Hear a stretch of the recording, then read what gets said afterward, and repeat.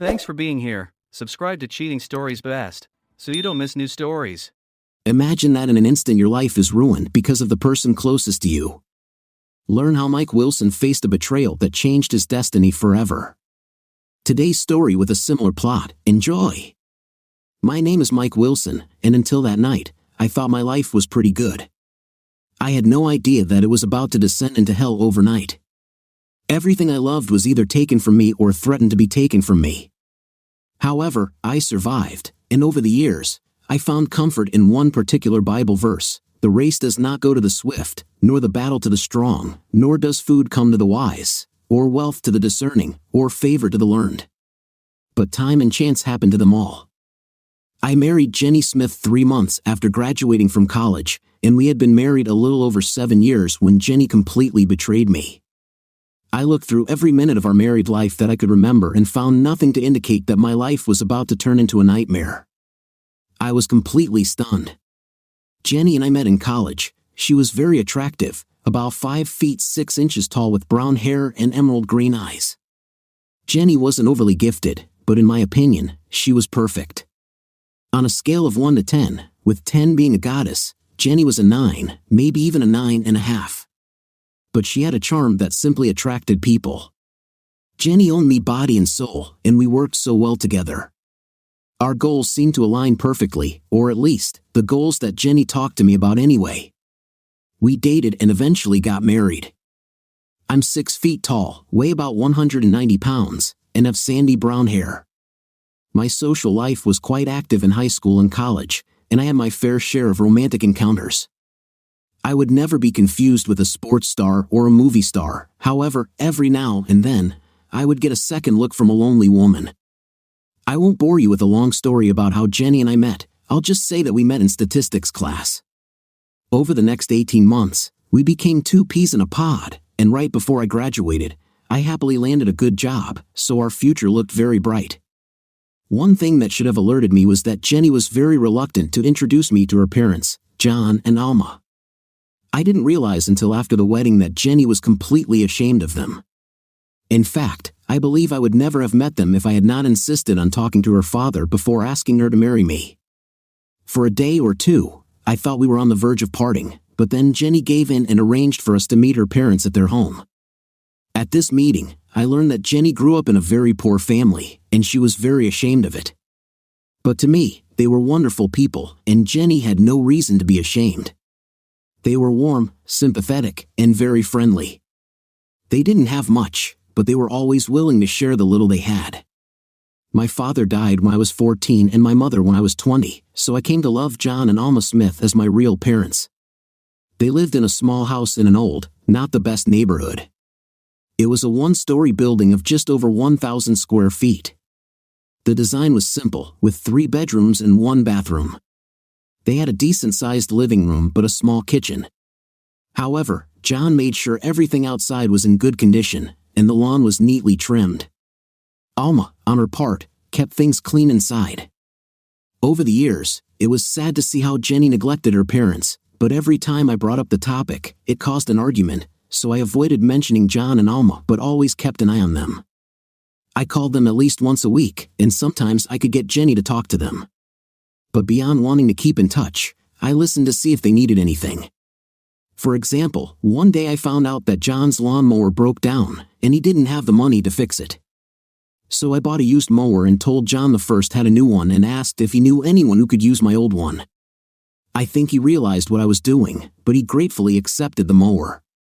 Like I said, I had a well-paying job, so I was more than willing to help if needed. I started working as a staff accountant for a fairly large manufacturing company with factories in 5 states and 2 foreign countries. I worked at the headquarters of the company, where the accounting department consisted of only 18 people, including myself. Despite the small size of the department, we dealt with all accounting and tax issues of all the company's enterprises. Although I was an entry-level accountant, my salary was in the high 5 figures. But 3 years after I joined the company, 2 events helped propel my career forward. First, John Stanton, our department manager, retired. Second, I passed the CPA exam. They initially tried to find a new manager from outside to replace John, but after the second candidate failed, I was offered the position. I was promoted to accounting supervisor, and my salary rose to the low six figures. This made Jenny very happy because we could now afford a bigger house and buy more expensive cars. Jenny became pregnant shortly after our wedding, and we had twins, a girl and a boy. At first, Jenny wasn't happy to find out she was pregnant. She complained bitterly that it was too early and that she wanted to travel and enjoy life. As for me, I was delighted. Luckily, after giving birth to twins, Glenda and Mark, Jenny became a fantastic mother. For the first 5.5 years, she was on maternity leave, but as soon as the children started going to kindergarten, Jenny insisted on getting a job. With a degree in English, she could only find a decent paying job as an administrative assistant at a law firm. When I found out where Jenny was going to work, I was concerned. I'd read many stories about married women working in law firms and starting affairs with one or more lawyers. However, this did not happen. The lawyer she worked for, Clem Flint, was one of the founders of the partnership and was a 55-year-old man with a punch. Additionally, he had a wife whom he adored and 5 children. Mr. Flint was a devoted Christian like his partners and did not tolerate any pranks. Our marriage seemed very strong, and our intimacy life was active, 3 or 4 times a week. However, in the 6th year of marriage, I noticed that Jenny was not in a good mood. I confronted her after she snapped at Glenda for leaving a plate in the sink. "What's wrong with you, Jenny?" I said calmly. "You shouldn't have exploded like that. It's just a plate, damn it." Jenny began to cry. "It's not because of the plate. I'm just so depressed because I feel like my life is passing me by and I don't have time to live. I feel like I'm just someone's wife or mom. There are so many places I wanted to go. I'd like to get there, but I'll probably never get there. There are so many good things we can never afford. My life is crap." I was shocked by Jenny's description of our life together. I thought she was going through a midlife crisis or something and suggested she see a counselor. This proposal met with hostility. "I'm not crazy, I just want a better life." With these words, Jenny left the kids, and I tried to stay away from her for several weeks. It wasn't all bad. Jenny was back to normal, and we were a happy family within a few weeks. But then the dissatisfied Jenny appeared again. I was convinced that these were temporary difficulties and that Jenny would eventually get better. And if not, I married her through joy and sorrow. I loved Jenny with all my heart, and I was sure that she loved me too. Plus, we had our 2 wonderful children, and I knew Jenny loved them. They were wonderful kids, and I spent as much time with them as I could, especially given Jenny's mood swings.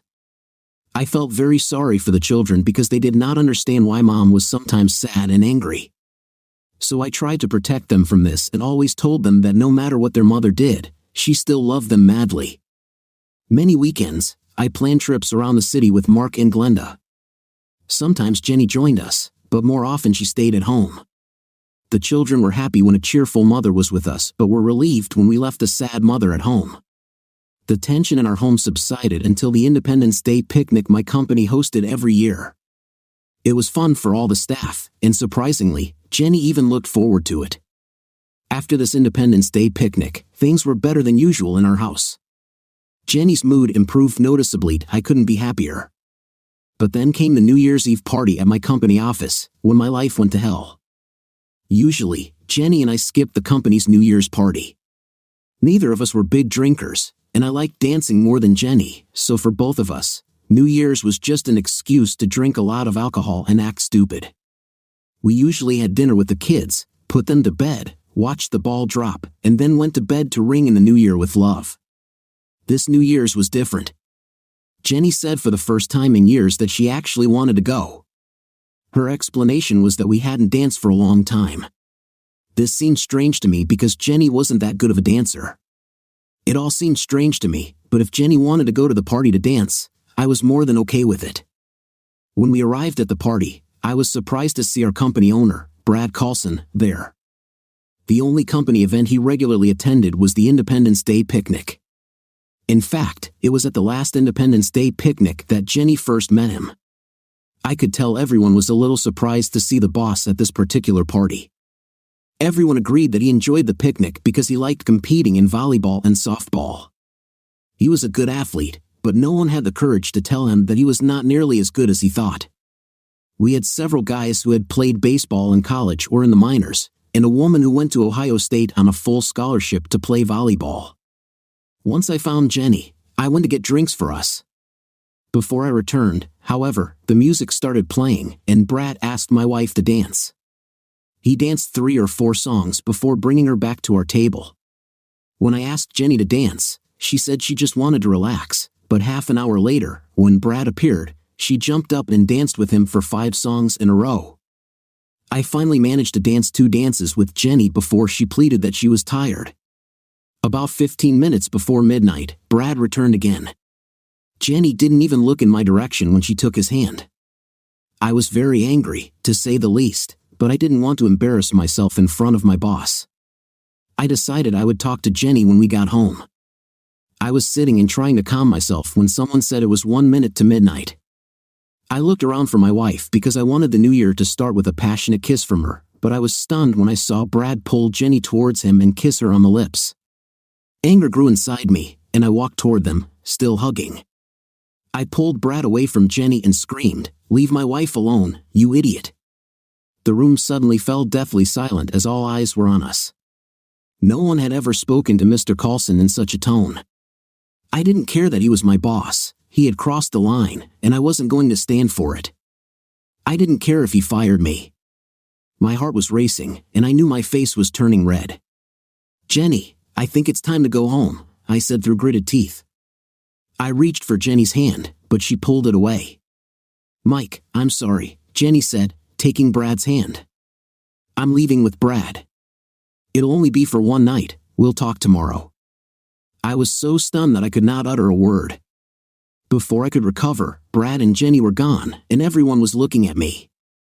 It was the most humiliating event of my life. I immediately left and went home. When I woke up on New Year's Day, I had the worst hangover of my life. There was too much crying, drinking, and too little sleep. I was angry and made plans for revenge against Brad Carlson. I was sure that he had tricked my wife into leaving with him. I was already preparing what I would tell my wife when she returned home, and despite the complete disrespect, I wanted Jenny back. I still loved her so much. I tried my best to think of ways to really get at Brad, but the only plans that came to mind were extremely violent. As soon as I thought of a plan, I discarded it because I didn't want to go to jail because of an idiot like Brad Carlson. 3 hours later, I finally managed to get my headache under control, so I called the nanny and told her I would pick up Mark and Glenda in a couple of hours. Then reality started to sink in, and I began to get paranoid. What if Jenny decided not to return? What if she took the kids first? I would be shocked. So I quickly got dressed and hurried to pick up my children before Jenny thought about it. I wanted to start any discussion with Jenny from a position of strength. The children were happy to see me but wanted to know where Mom was. I had to muster my will not to burst into tears in front of my children. After taking a deep breath, I lied and told them that Mom had to go on a business trip. They seemed disappointed until I asked if they wanted to go to IHOP for pancakes. While the kids ate, I started making 2 lists, one about how we could get through this and the other about plans for divorce. When I got home, I was both relieved and disappointed that Jenny wasn't there. I wanted to improve my relationship with my wife, but I was afraid of what I might say or do. Then I saw the light on the answering machine flashing. The message was from Jenny, who thought that due to my emotional state, it would be better to postpone our conversation for a week. She explained that Brad needed a secretary for a business trip, and she agreed to fill in for him. Replacing Jenny was complete nonsense. The only one doing the replacing was Brad. I crumpled up the list on how to repair a relationship and threw it in the trash. The emotional pain I was experiencing at that moment felt 10 times worse than any physical pain I had ever experienced. It is impossible to understand what it is like unless you have experienced betrayal from the person you trusted most in your life. In those days, I understood how a person could go crazy and cause horrific bodily harm to those he supposedly loved, destroy property without a second thought, and yes, even consider taking his own life. All these thoughts endlessly swirled in my brain. Finally, thankfully, I was able to set one of these thoughts aside. I will never kill myself because I love my children too much. The thought of leaving them in ruins because of my selfish act was disgusting to me. However, other dark images continued to emerge, with a new addition: were Mark and Glenda really my children? I agreed when the kids asked to play in the backyard. I needed this free time to collect my thoughts and start planning a whole new life. So while the kids played, I began expanding the list of things I needed to do to protect myself and my kids from the coming storm. The first thing on my list was a DNA test. I should have bought a set when we went out to eat. I tried to cover everything I could think of, but I knew I was probably missing a lot. The first thing I did was call a friend who had gone through a divorce and ask if he would recommend a divorce lawyer. He said hell no, but definitely recommended his ex-wife's lawyer. I asked for his name and phone number. After a few minutes of searching, he gave me the information I needed. The lawyer's name was Tom Watson, and he worked in an office with 3 other lawyers who specialized exclusively in divorce and probate. I called this number even though it was New Year's because I thought I could leave a message and they would call me back on Tuesday. To my surprise, a man answered the phone, Tom Watson. I quickly realized that I was talking to the lawyer I wanted to hire. Before he could dismiss me, I explained my problem. I think he was probably going to make an appointment with me until I mentioned that my wife's lover was Brad Carlson. Then he became interested. He asked if I could come to his office at 9 a.m. on Tuesday. I said I could if I could find someone to look after my children. Please bring your children with you because they will be helpful. I want you to collect all your financial documents, including bank statements, credit card statements, utility bills, and mortgage payments. I also want you to make a list of everything you and Jenny have spent over $100. Be sure to bring birth certificates, marriage certificates, social security numbers, tax returns for the years of your marriage, and any other documents that may be relevant. After I collected everything that might be useful, including a copy of Jenny's phone message, I spent the rest of the day playing with the kids. That evening, when we went to Pizza Joe's, I stopped by to buy a DNA test. After swabbing my children's cheeks and mine, I took the kit to the FedEx office. The DNA testing company promised results in 2 days. I was so relieved when the tests confirmed that the children were mine. The next morning was a bit hectic as I fed the kids and got them ready before leaving for the meeting. I called work and said I would take the rest of the week off. Tom Watson's office was larger than I expected, and after the introductions, Tom led us into a spacious conference room. I took Mark and Glenda to the back of the room and gave them mini iPads so they could play their educational games. Tom and I sat at the conference table on the other side of the room. I burst into tears twice while talking about how my wife left me for New Year's with my boss. I still couldn't believe that she had discarded me like yesterday's trash. Tom was very understanding and even compassionate. He told me that everything would work out, but I was too in a dark place to believe it. When I finished explaining my problems, Tom took out a photograph and handed it to me across the table. I want you to know something before you agree to hire me. This is a photo of my cousin Abby Carlson. She was married to Joe Carlson, Brad Carlson's brother. Joe cheated on my cousin and then left her for someone else. I represented Abby in her divorce but lost the case because Brad paid for his brother's team of lawyers. They overwhelmed me with papers, and I was too naive to understand what was happening. In the end, it took me 5 years to partially overturn the court's decision. That day, I tried my best to be the best family lawyer, even though I couldn't get Abby what she deserved. My partial victory angered him, so while I'm glad to face Mr. Carlson again, I want you to know that Brad will send his lawyers to you, especially since I represent you. But I promise that I will give my all. That's enough for me, I said firmly. Let's start. Suddenly, I felt good that I had an ally, and I finally started to fight. For the next 3 hours, we went through all the documentation I had brought, discussed what to expect, and finally, he asked what I really wanted out of all this. Obviously, I'd prefer none of this ever happened, but that's not possible. So I want to keep the house, half the assets, my pension intact, no alimony, and no child support. You might want to lower your expectations, Tom said grimly. But I'll fight to make sure you get it all. Do you want full custody? I shook my head, then clarified, I mean, if Jenny doesn't want the kids, then I definitely want them. But I know she loves them and will probably fight for full custody. I think joint custody would be fair. Honestly, Tom said with a frown, you need to be prepared for the fact that she will most likely get primary custody.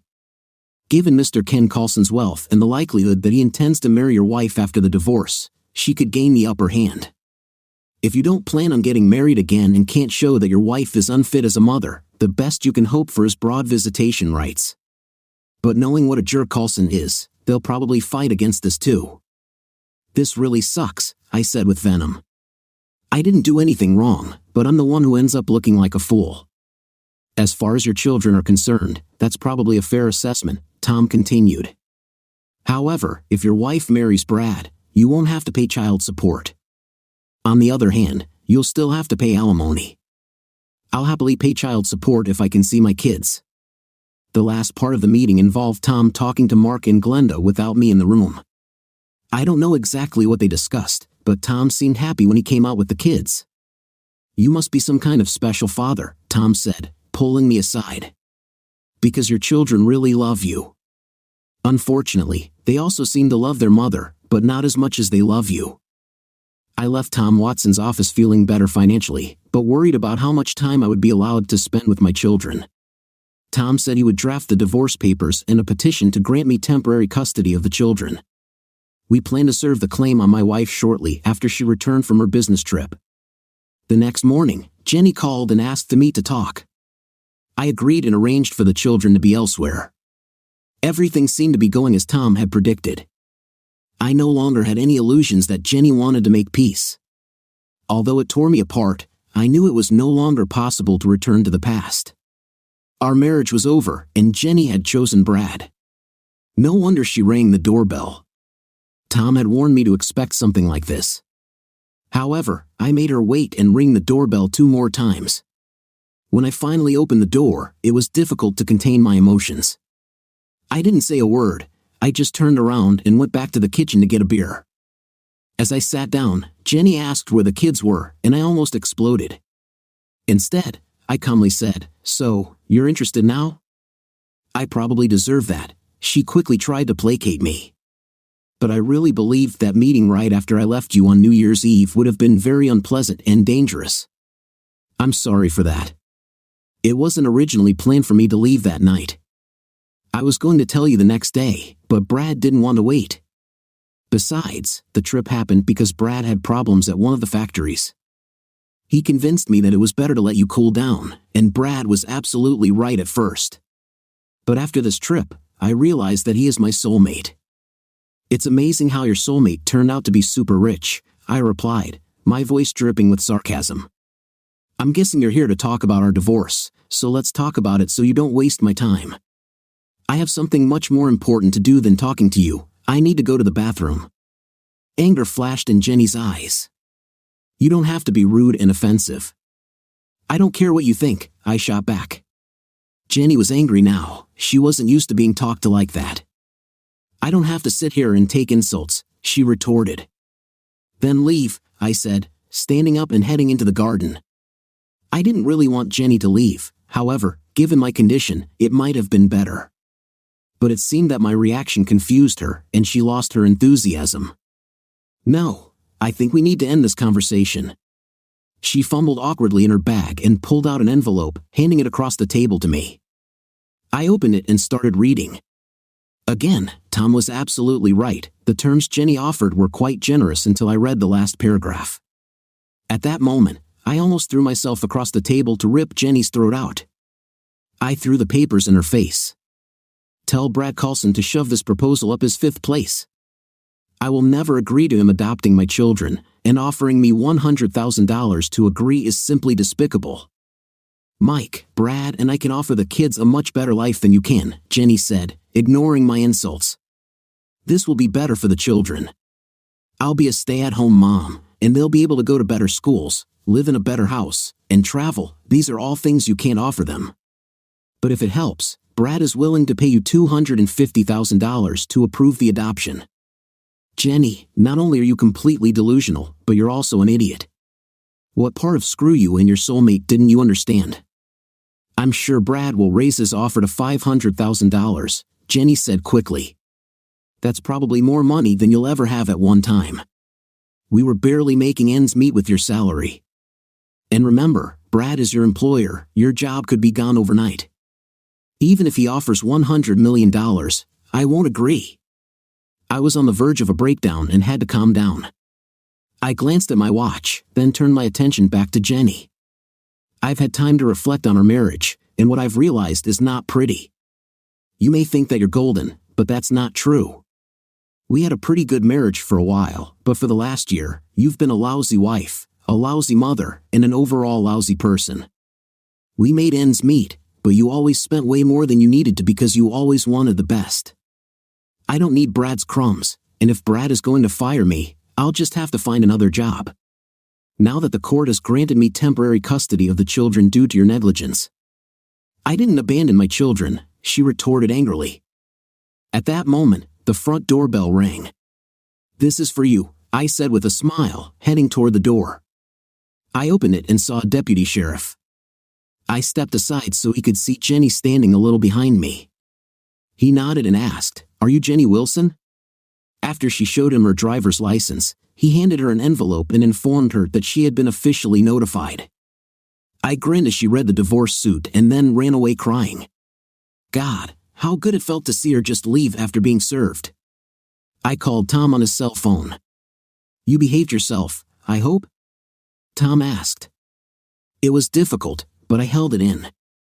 However, Jenny left here in tears after the presentation, I admitted.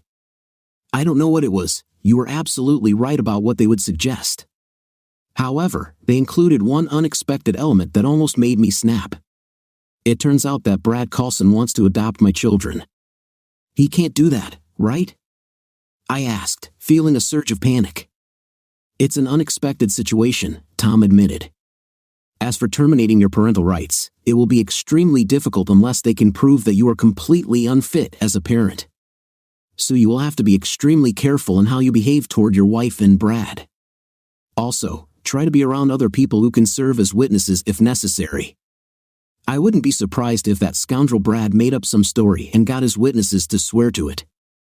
I know you're a good father, but just remember that they can try to twist even the most innocent events to make you look worse. Now that I know their plan, we will prepare. Tom, will this ever get easier? I asked, as the pain of Jenny leaving hit me again. Yes, it will, Tom answered immediately. And if you're honest with yourself, you'll admit that you don't feel as destroyed today as you did the night your wife left. However, there will be good days and bad days for a long time to come. I want to warn you that we'll probably lose some fights with Brad and Jenny as we go along, but every time we lose, we'll pick ourselves up and find new ways to fight. Like they said in the 60s, keep the faith, buddy. During the week I took off, I did all the financial preparations that Tom advised. I opened new accounts in my name and transferred half of all our funds into them. I started an after-school program for the twins.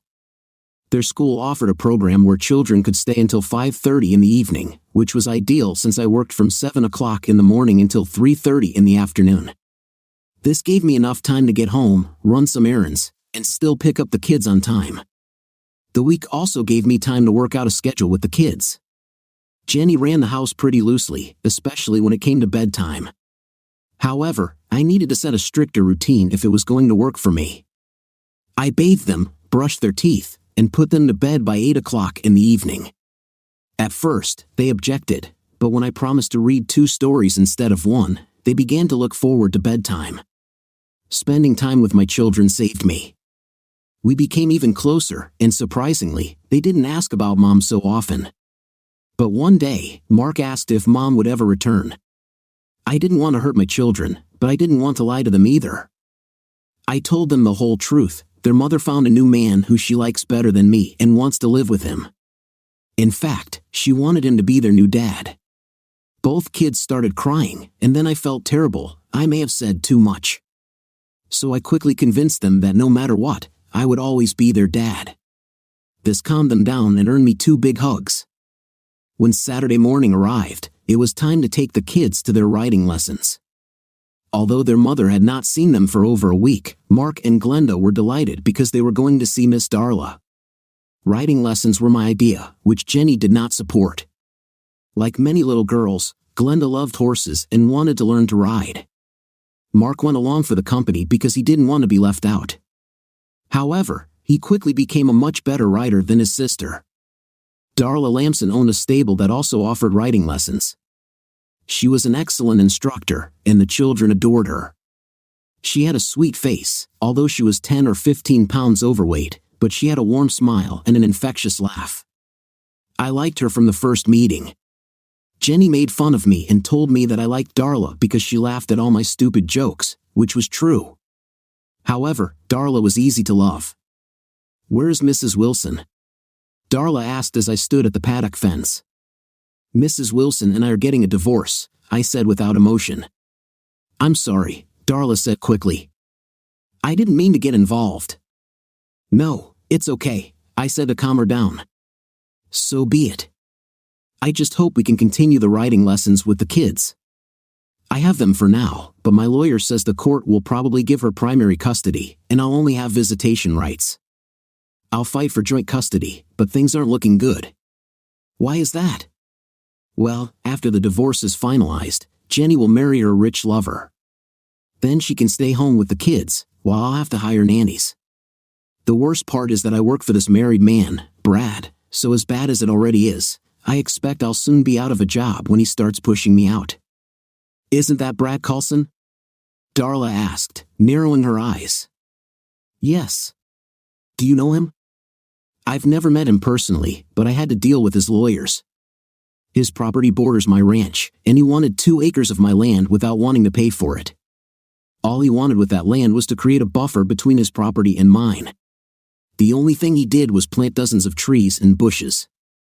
Heck, if he had asked me, I would have done it, but Mr. Coulson doesn't believe in asking, he just takes whatever he wants. In any case, his lawyers filed one petition after another, and I didn't have enough money to fight him. Besides, the land was basically a swamp, and after 5 months of litigation, I thought I was wasting money fighting for land I wasn't using. I ended up agreeing that if he would pay my legal fees, I'd sign the 2 acres over to him.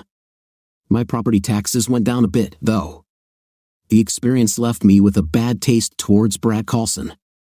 I hope I'll be there when he gets what he deserves. Yes, I agree with you. Brad is a real idiot, but my soon-to-be ex-wife has chosen to pin her star on him, and I too would like to be there when not only Brad but also my wife gets what they deserve, I said, hoping Brad would leave her sooner rather than later. "What are you going to do if Mr. Coulson fires you?" Darla asked. "I have already started a new career. I'm an accountant, but I work for Mr. Coulson's company. I've always done taxes and accounting on the side for extra income. Recently, I expanded this and found 3 small businesses that want me to do their bookkeeping and taxes. It's not enough to survive on yet, but I'm saving whatever money I can from my day job and my side business to help me when I quit. I'm working from home now, but I'm sure I'll have to sell it after the divorce is completed. I'll then have to look for an apartment, which is not ideal for developing a business. If you can do my bookkeeping for the same amount I'm paying now," Darla said softly, "I'd be happy to trust you with my business." "I can't ask you to do that," I protested. "If your accountant is doing a good job, there's no reason to change." "I don't even know if they're doing a good job," Darla laughed. "They were the accountants for the ranch when my father died and left it to me. They do my payroll, quarterly and annual taxes, and I pay them $12,000 a year plus about $5,500 for my federal taxes. I don't know anyone at the firm, and one time when I had a question, it took them several weeks to answer me." I quickly glanced at Glenda and Mark and saw them happily jumping on their horses across the field, with their instructor running alongside. Then I turned back to Darla. "Okay, if you're sure. I'll take a quick look at your books right now. If I can do the job for the same amount, I'll add you to my huge list of clients." Darla laughed and led me into her office. She then pulled out the current books, which were kept by hand, and last year's federal tax return. I quickly determined that what Minter, Smith, and Zell were charging was outrageous. "I can't do this for the amount they charge," I told Darla with a grin. "I could not, in good conscience, charge you more than $1,750 a year and $2,000 for federal tax returns." "No," Darla objected. "I'm willing to pay you the same amount." "No. I don't work that way. In my opinion, your current accountants are ripping you off. You're probably too small a client for them, and they won't care if you leave. I'll only take you on as a client if I can charge you a fair fee." "Wow, I didn't expect that," Darla said gratefully. "This will really help me. It hasn't been easy since I took over the ranch 3 years ago. Saving $1,250 a month really means a lot. Thank you. Oh, and it goes without saying what a lesson Glenda and Mark have been with you, so you won't have to pay." "I can't ask you to do that," I protested in vain. "You didn't ask," Darla smiled. Getting Darla's ranch as a client was a big help, but the divorce was just starting to pick up steam. It was going to be a long and unpleasant journey. Also, even though Tom said it would get better over time, it didn't. It seemed like every week a photo of Brad and Jenny was published in the social section of the newspaper. It was so unfair that Jenny's life seemed perfect while mine was in shambles. And on top of all this was the frustrating inability to figure out a way to get back at them. I was lonely and unhappy. My day started out great when I received a call from Harvey's Hardware asking me to do their bookkeeping, but after that, the day went downhill. When I arrived at work, I was informed that I was fired. I was not surprised, and in part, I was even relieved. Ever since the New Year's Eve party, things had been extremely awkward. Although no one said anything to my face, conversations suddenly stopped when I entered the room. Still, the job loss was depressing. Brad was still pulling all the strings. Tom had already prepared documents to file with the EEOC in a wrongful termination case. However, he warned me that it would be a long and difficult struggle that could take years. But Tom sent out a press release about my fight with Brad, which I heard pissed off my ex-boss to no end. The day got even worse when Tom called me a few hours later to tell me that the judge had signed an order granting Jenny joint custody starting that evening. I was devastated until Tom explained that it wasn't as bad as it seemed. The children would stay in the house, but Jenny could live there too. Realizing how inconvenient this would be, she chose not to exercise this right. Instead, she had to pick up the kids every day after school, and I had to pick them up in the evening. It was a nightmare for me, as I had to see Jenny and Brad every evening when I picked up Glenda and Mark. Jenny always made sure I saw how happy she was. She would hug Brad, kiss him, or say something loving. This left me completely depressed, and the kids utterly confused. I didn't think things could get any worse, but I was wrong. Once Jenny was awarded joint custody, her lawyers began filing motions to change the children's primary residence to Brad's home. The basis for their appeal was that I allegedly denied Jenny visits. They also claimed that I was trying to turn the children against her. Upon learning of this, Tom immediately filed a complaint in court stating that I never denied Jenny the right to see the children. Moreover, he suggested that the judge personally interview the children since they spoke with their mother almost every evening. One of the questions that the children always asked was, "When are you coming to visit us, Mom?" Fortunately, the judge ruled that the children would remain where they are for now. However, he said nothing about the charges against me. This bothered Tom because he felt that the judge was not paying enough attention to this divorce case. But, as he noted, to be fair, the judge was considering 30 or 40 cases at the same time. Then the judge changed his order, requiring us to take turns caring for the children for 2 weeks at a time. In his infinite wisdom, he decided that the children would move back and forth between our homes.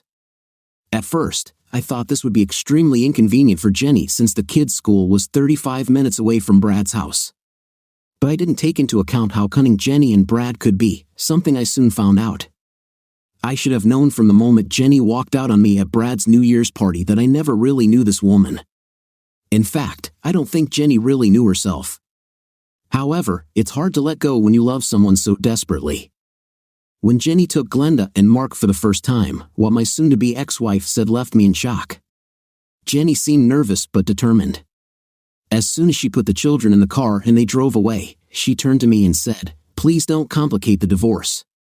I still care about you, and I don't want Brad to destroy you.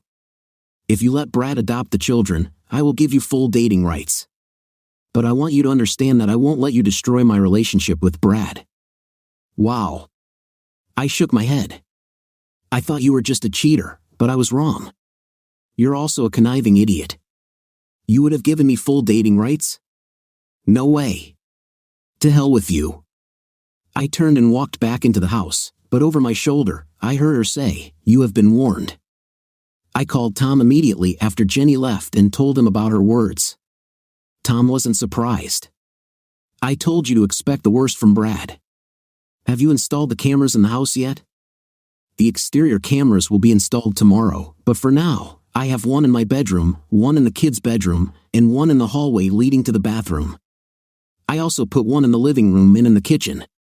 Tomorrow, they will install cameras to monitor the front and backyard." "That's all we can do for now," Tom said, sounding pleased. "But remember, Brad's lawyers will probably start making accusations of mistreatment against you. The cameras should refute any such claims." The days that Mark and Glenda were with Jenny were difficult. Brad led a very active social life. He and Jenny often appeared in the social section of newspapers, or I saw them on TV. Often, the children would be with them if it was a daytime event. In all the photos I saw, Jenny was beaming, and the kids seemed excited and happy wherever they were. Each of these images crushed my soul even more. I couldn't compete with Brad's money. It seemed to me that he was gradually taking my children away from me. On the Monday of the 8th week after D-Day, the real test began. Around 9 o'clock in the morning, I received a call from the children's school informing me that Mark and Glenda were missing. I called Jenny immediately. "Are the children sick?" I asked with great concern. "No, why do you think so?" Jenny answered calmly. "The school called and said they weren't there." "Oh, that," Jenny said disdainfully. "I transferred them to Chesterton School. It's a much better school, and it's only 5 minutes from my house." "You can't do that." I exploded. "I can, and I did," she replied sharply and hung up. My desperate call to Tom changed nothing. He explained that we would fight the transfer, but the judge would probably allow it since the new school had a much higher rating. Courts, I have learned, always try to do what they think is best for children, even if it sends an absolutely terrible message. In this case, the message was that their mother could do whatever she wanted, and their father was powerless to change anything. Sinking into depression, Tom warned me that the worst was yet to come. He urged me to be extremely vigilant because he felt this was just the opening salvo from Brad and Jenny. He was absolutely right, and I thank God that Tom insisted on installing security cameras and transmitting images to security in the cloud. Tom filed a complaint against the school change on Tuesday.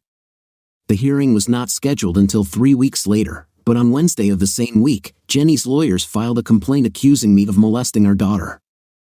I was furious, and it took all of Tom's skill to keep me from physically attacking Brad and Jenny.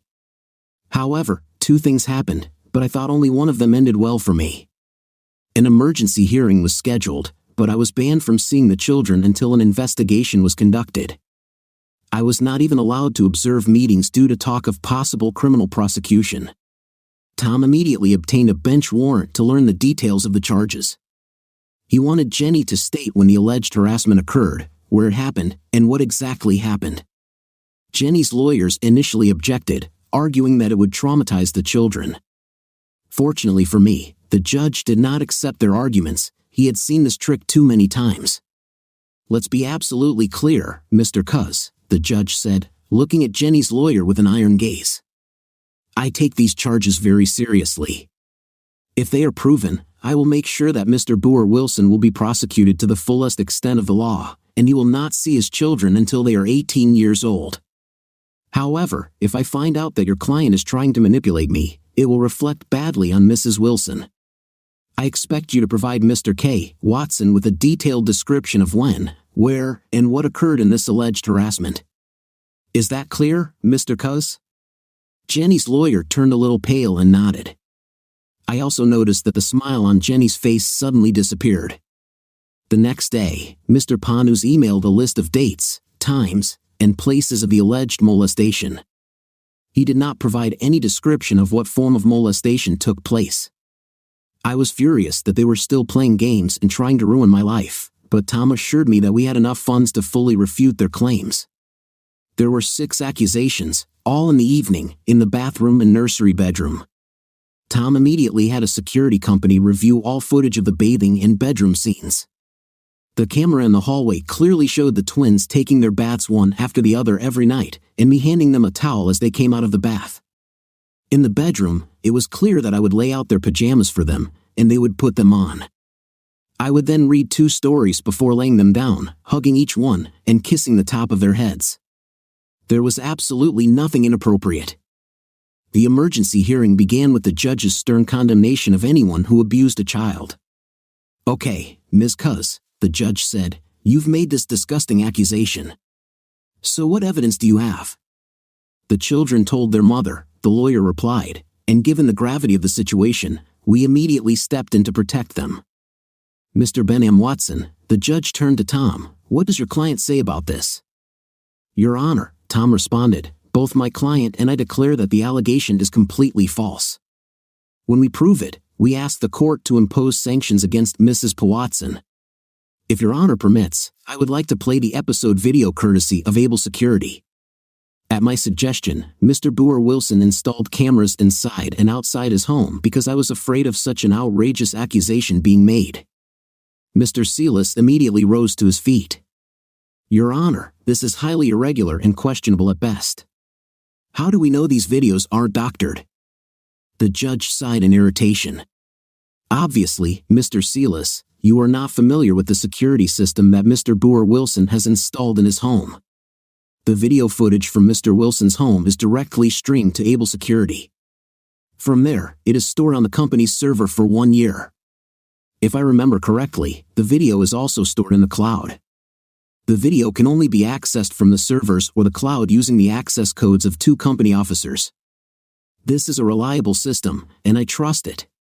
When the video footage was reviewed, the judge clearly saw that nothing inappropriate occurred during the time periods specified by Jenny. The judge was unhappy with the situation and ordered the children, who were waiting in the corridor, to be brought to their chambers. After a 20-minute conversation with the children, the judge and my children left. They were sent back into the hallway to wait. I decided to let it go as a misunderstanding. Glenda admitted that she told her mom that Dad touched them, but when I asked her to explain, she said that I hugged them in the morning, kissed them, and hugged them before school, again when they were returning from school, and before going to bed. Although I think Mrs. Wilson should have done some further investigation, this time I will let it go as a misunderstanding. But be warned, Mrs. Wilson, if it happens again, I will not take kindly to it." "Your Honor," Mr. Silas stood up, "since we're here, perhaps you could address the issue of changing schools." "Yes, that would be appropriate," the judge said slowly, after looking at both schools. "I agree with Mrs. Wilson that Chesterton Elementary is better. I asked the kids about it, and they said they liked the school. I avoided jail time but lost a major battle, and the loss was even worse than I initially thought." "Mike, I'll be honest with you," Tom said. "The judge's decision was a bad one. It all but guarantees that Jenny will get primary custody of Glenda and Mark. However, 2 good things came out of this hearing. One is that you won't go to jail and you won't be separated from your children, and secondly, since they couldn't accuse you of molesting children, you will at least get the right to see your children." "Yes, I know how it works," I said, feeling my anger rising. "Jenny will come up with ways to screw up my visits. We complain, the court will tell Jenny not to do it, and these 2 cheaters will come up with a new way to screw me over. Isn't there anything I can do to counteract what they're doing?" Tom shook his head slowly. "Short of moving to the Chesterton School District and getting married, I don't see how the judge could have done anything differently. I had the kids that Saturday and took them to riding lessons. I usually enjoyed watching them ride and sometimes chatting with Darla. Today, I was as depressed as a person could be. My life was a mess. Not only did my wife leave me and I lost my job, but as far as I could see, her life was perfect while mine had turned to crap, and she was going to take my children from me. It was so unfair. She cheated, and I'm punished." "Hey Mike," Darla sat down next to me on the bench, "you look really depressed. Things can't be that bad, right?" I explained to Darla that after my divorce from Jenny was final, the children would probably no longer come to class. I told her that in order to get joint custody, I would have to move to the Chesterton School District and get married. I had no prospects for marriage and no opportunity to move to Marin County. "No offense, Mike, but your wife is a real," Darla said. "She's treated me like dirt ever since she first enrolled your kids. When she started picking on me, I was going to tell her to get her fifth place to hell, but then I saw the look on Glenda's face and I couldn't do it. I smiled sadly. No offense, I completely agree with you. We were silent for a few minutes, and then Darla straightened up. Hey, I have an idea. My house and half of this property are in Marin County and the Chesterton School District. Why don't you move here and we'll tell everyone we're married? Then you'll have an equal chance with your wife. I looked at Darla for a few minutes with a funny expression on my face, but then I started thinking about her offer. The more I thought, the more I liked it, so I asked Darla to accompany me to my next meeting with Tom to explain the plan. Tom immediately rejected the idea. Mike, I know you're desperate, but a fake marriage won't work. You'll have to provide a marriage certificate, and when they realize you're deceiving them, they could give Jenny full custody of the kids. I was deeply disappointed, but Darla did not lose heart. What if we actually get married? What? We can't do this, I said immediately.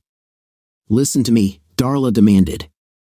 Let's say we get engaged, and once your divorce is finalized, we get married at City Hall. In the meantime, you can move in with me. I have 3 bedrooms, so I'll sleep in mine, and you'll sleep in one of the others. There's even an office at the entrance where you could run your accounting business from. You could pay me a nominal rent and sell your house. What do you think? Tom looked from Darla to me and then back to Darla. I was encouraged that he didn't immediately say no, however, he had concerns. Okay, on the face of it, what you are proposing is not necessarily illegal. However, you will have to have an actual wedding ceremony. There are other things to consider as well. We will need to formalize an agreement to clearly state Mike's financial contributions to the house. I insist on a prenuptial agreement that will specify what assets each of you will keep if you decide to separate. If you divorce in less than a year, I think Brad and Jenny could argue that it was a sham marriage. At least 18 months. I agree to all of this, Darla said immediately. My head was spinning, and I wasn't sure if this was the right decision. Now that I think about it, I'm not sure. Darla, this is a huge intrusion into your life. Anything I can do to stand up to Brad, I'm willing to do it, she said with a smile. After we signed all the paperwork that Tom had prepared, Darla seemed absolutely happy with the entire process. I thought she must hate Brad as much as I do. The gist of everything we agreed to was that we would be married for at least 18 months and could divorce at any time after that. The division of property was clearly agreed upon so that everyone kept what they had before marriage and what they had earned during the 18 months. I paid rent to live in Darla's house, but it was stated in the prenuptial agreement as my share of the costs of maintaining the house. The next day, Darla and I went to court and filed for marriage. We took blood tests and then waited for the final decision on the divorce. Tom filed for shared custody of the children, while Jenny's lawyer filed for full custody. While Darla and I kept our marriage plans a secret, Jenny and Brad trumpeted their plans in every possible way. Photos with details of their wedding appeared in the social section of newspapers, and more than 500 people were expected to attend the wedding. Of course, I was not among them. On the day of the final hearing, I had a knot in my stomach the size of a softball. Even though I felt that I now had an equal chance with Jenny and Brad, I knew enough about the court system to understand that fairness and justice were often not part of their final decision. Jenny's lawyer, Mr. Dykes, began by detailing my shortcomings. Mr. Wilson is currently unemployed and having difficulty paying bills. He does not live in the Chesterton School District where Glenda and Mark now attend. Additionally, we are still concerned about Mr. Wilson's state of mind. Objection! Tom jumped to his feet. The judge fixed his eyes on Mr. Dykes and waved for Tom to sit down. Mr. Dykes, do you have evidence that Mr. Wilson's state of mind poses a danger to the children? Not specifically, Your Honor, Mr. Dykes replied. Then don't go into it, the judge answered sharply. In conclusion, Mr. Dykes continued smoothly. Jenny Wilson and Brad Carson plan to marry shortly after Mrs. Wilson's divorce is finalized. Mr. Carson's home is in the Chesterton School District and he has significant assets. Mrs. Wilson will be a stay-at-home mom. We therefore believe that granting full custody to Mrs. Wilson will be in the best interests of the children. After Mr. Dykes returned to his seat, Tom stood up. I would like to correct some of the incorrect information that Mr. Dykes has presented at this hearing. First, Mr. Wilson does not have any difficulty paying his bills.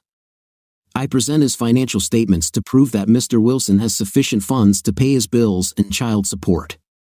However, if Mr. Wilson had financial difficulties, it would be because Mr. Carlson illegally fired him. We sued Mr. Carlson's parent company with a complaint to the EEOC and expect a very favorable settlement. Also, Mr. Wilson has started his own accounting firm. I have included the financial statements for the business, and you will see that it is profitable and growing. Furthermore, Mr. Wilson is engaged to Darla Lamson and now lives in her home in the Chesterton School District. They plan to get married as soon as the divorce is finalized. Therefore, we respectfully request that Mr. Wilson be appointed as either the primary guardian or at least a joint guardian. While Tom was sitting down, I looked to see where Jenny was sitting. She had a stunned look on her face. Brad's face was red with anger, and Mr. Dykas's face was filled with displeasure. It gave me the best feeling I'd had in weeks. We had clearly caught them by surprise. "I'd like to talk to the kids a little before I make a decision," the judge said, nodding to the bay. The knot in my stomach had doubled in size and was now beginning to turn over. The judge talked to the children for about 20 minutes, and when they came out, they looked confused and unsure. But then they saw me and waved. I smiled and waved back, which made them both smile. They stopped and hugged their mother before leaving the courtroom. Making a decision about which parent to give custody of their children when both parents love their children is the hardest part of my job, the judge began. It is extremely painful when I have to give custody to one parent instead of another. However, ultimately, I must do what is in the best interests of the children. The judge fell silent for a moment and pulled out a piece of paper from the folder.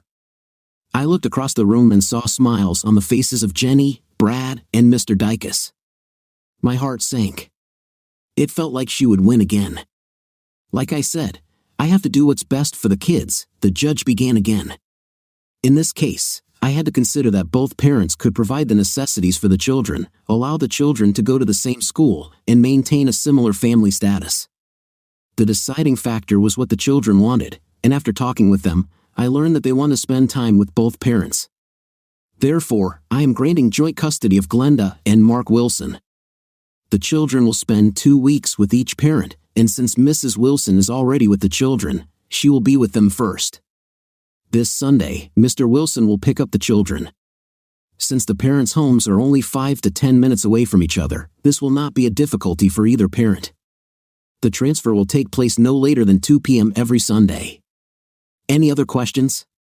When no one said a word, the judge announced that the divorce would be final in 30 days and slammed his gavel.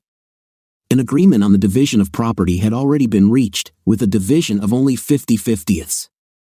The house was put up for sale and was expected to sell quickly.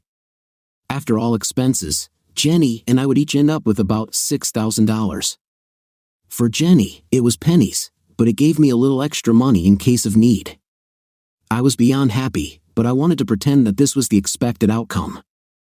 I hugged the children in the hallway.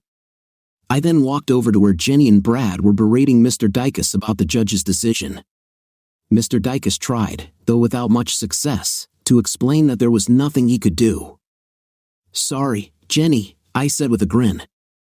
"I'm sorry to interrupt your conversation, but I would like to clarify when I can pick up the children in 2 weeks on Sunday." "That's not going to happen," Brad snorted. "Whatever, Brad," I replied with contempt. "I just want to know when I can pick up the kids. I don't want to be accused of trespassing. If it's more convenient for you, we can meet at a neutral location like McDonald's." The judge said at 2 p.m., and that's how it's going to stay until our lawyers look at it, Jenny snapped. "You really hit rock bottom. I mean, marry Miss Piggy to get joint custody?" That last comment was completely inappropriate and made me angry. So I perked up. "You're the last one who should talk. You're marrying your grandfather." "You little idiot," shouted Brad. "Come outside and I will turn you into asphalt." I had no intention of fighting Brad. He was 3 inches taller and about 30 pounds heavier. Still, I was angry about everything, so I continued. "Don't you need to go to the car to get your cane first?" Brad rushed at me, but I jumped out of the way. Jenny probably realized how this was going to end because she grabbed Brad's arm at the same time Mr. Dykus came between us. "Mr. Carson, please," he begged. "If you attack Mr. Wilson, the court may grant him sole custody of the children." "Please, Brad," Jenny begged. Suddenly, I realized that my 2 children were clinging to my leg and screaming at Brad. "Don't hurt our dad." Jenny glanced at me but then turned her attention to the children. "It's okay, kids. Mr. Carson and Dad were just joking. Let's go get some ice cream." As they were leaving, I shouted to Jenny, "I'll be there at 2 o'clock in 2 weeks on Sunday." Jenny just stared at me, but I didn't say or do anything else. I picked up the kids at the appointed time, and we went to the movies and had dinner with Miss Darla. Brad's lawyers were unable to change anything. The kids were thrilled that I was living on the ranch with Miss Darla. They rode horses all the time and loved Darla's cooking. When Jenny and I were married, I did most of the cooking. Jenny barely knew how to boil water. 30 days after the judge's decision, Darla and I were married in court. The children were present. Darla's best friend was a witness for her, and Tom was a witness for me. After the ceremony, I gave Darla a little. The expression on her face was full of joy. A week after our wedding, Jenny and Brad's wedding was all over the public pages of the newspaper. Jenny looked as happy as could be. However, the happiness on my children's faces hurt my heart deeply. It wasn't fair, but as the weeks turned into months, it seemed like Tom's prediction that the pain would eventually go away would never come true. Although there were days when the pain was not so acute, my nights were full of loneliness and suffering. For the first 6 months, I kept trying to figure out a way to get revenge, but no matter how hard I tried, I couldn't think of anything that wouldn't land me in jail. How could I harm a man whose net worth is estimated at several $100 million? And what could I do with Jenny? Tell her parents? They already knew, and Jenny didn't care. However, it was very painful because every photo I saw in the newspaper had a happy woman in it. She married higher and left me.